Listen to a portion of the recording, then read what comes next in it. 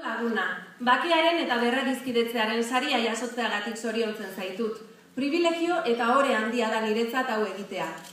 Estatu Espainiar eta Frantseseko herri guztiek eta Euskal Herriak berak ere egun bizi dituzten bake baldintza berriak azken 10 urteotan burututako eztabaida eta lan politiko itzelaren ondorio dira. Eta hau neurri handi batean, zu bezalako buruzagien ikuspegi politiko eta lan zintzoa dela medio lortu da. Zuk lagundu baituzu gai politiko garrantzitsu guztiei, soilik bide baketsu eta demokratikoen bitartez heldu eta eztabaidatu ahal izateko baldintzak sortzen. Bildu, Amaiur, orain sortu eta oro har ezker abertzalearen arrakasta historikoak azken 40 urteotako lan politikoaren ordaina izan dira. Berriki izan dituzuen hauteskunde mailako aurrerapausoak Euskal Herrian eta Espainian paisaia politikoa aldatu dute.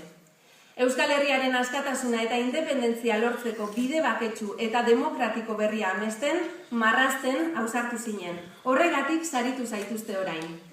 Nire desira honena konpartitu nahi ditut, prozesu baketsu eta demokratiko honetan konprometituak dauden guztiekin. Euskal Herria eta Estatu Espainiar eta Frantsesaren artean berdintasunean traba eta kanpo esku hartzerik gabe autodeterminaziorako eskubidea gauzagarri egingo duten harreman berri bat eraikitzen ari zareten guztiokin. Gerry Adams, Sinn Féineko presidentea.